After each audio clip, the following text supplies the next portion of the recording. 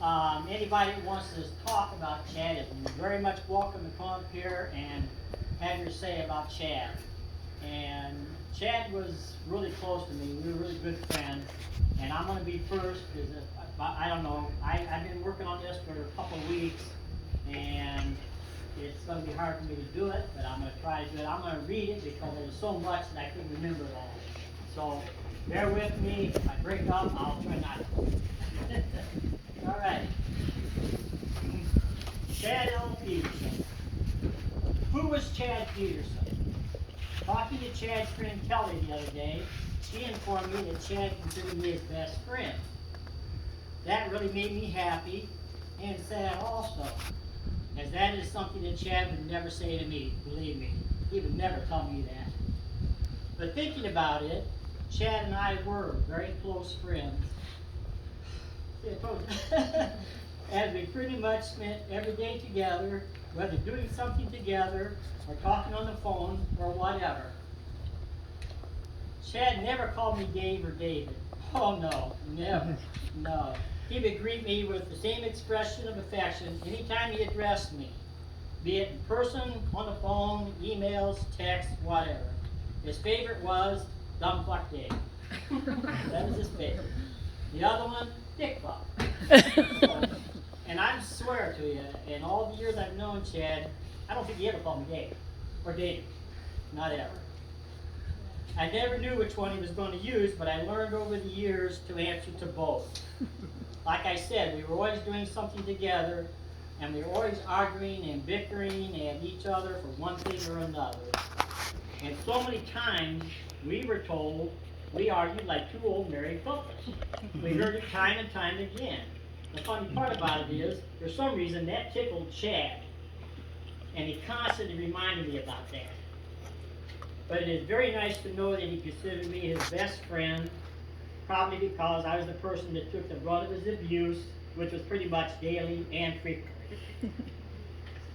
But in reality, Chad was a good friend of mine that I didn't realize until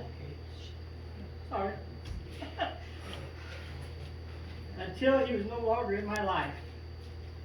He was a genius when it came to computers, phones, any electronic gizmo that he was called on to fix. There was nothing that he would not tear into and always managed to get the job done. He was smart, kind, good-hearted, and would do anything for anybody.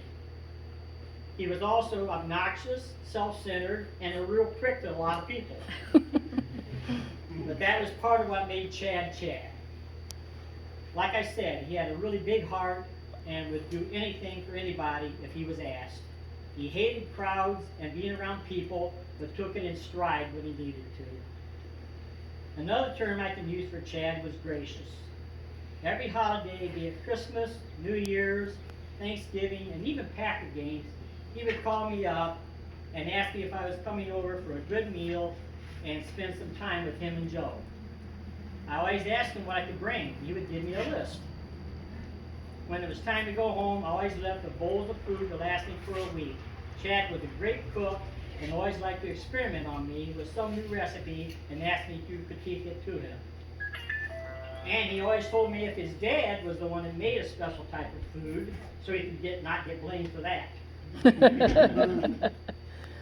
And there was my 4th of July party that we have down at my island every year.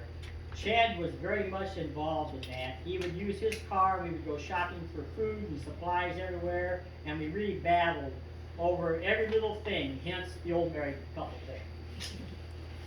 He also helped me get the island ready for the party. He helped me go get the items we used for the party and helped me set it up. But the most important thing that we were so grateful to Chad for was he was our primary cook for the hamburgers, hot dogs, and brats, cooked to every single person's taste that was there. He took great pride in his job and did an excellent job doing it, for which he was constantly praised and thanked for all of his work. But Chad did get paid in that he ate enough to make pretty good wages, and he always took home any extra food left over, which he mostly used for his experimental meals. Then Chad was always there at the last with myself and my brother Kenny to clean up and store things until the following day, and sometimes even came down to help me take everything back to the storage space until next year. That was Chad. One last thing I need to talk about is Chad's love of a huge red-fronted Amazon bird called Ross. Chad had the pleasure of delivering mats to the small animal clinic in Reedsburg, where he met this big bird, which he was absolutely in love with. Jan the vet and Christy the assistant were not able to be here today, but Jan sent some of Ross's feathers and also a picture of Ross over here on the counter for anyone to look at. Anyways, Chad took a great delight in talking to Ross anytime he was there delivering mats or doing some computer work for the vet office. He would talk to this bird, and the bird would talk to him. Now I always thought, one bird brain to another. But I kept quiet. I didn't say it out loud. But I literally had to drag him out of the vet office or he wouldn't get the mat route done. So Chad and I were there a couple of weeks before he died, and he was doing some computer work for Jan. Well, big surprise, good old Chad had to play with Ross before we left. We were all talking, and Chad stuck his hand in Ross's cage and started petting this bird. Jan and Christy stood dumbfounded as we learned that the only person that has ever petted this bird is his owner, Jan. Nobody else was even near this bird. And he allowed Chad to pet him. And Chad just beamed with pride for that.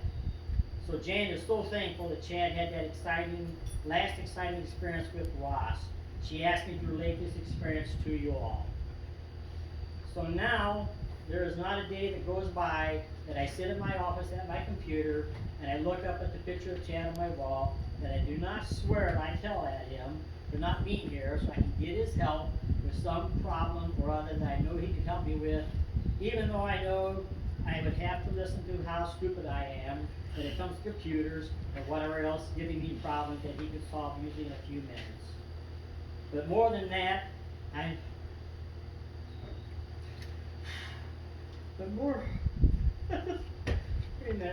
The more than that, I noted because I miss his company and, yes, abuse as my friend, woman, and he helps.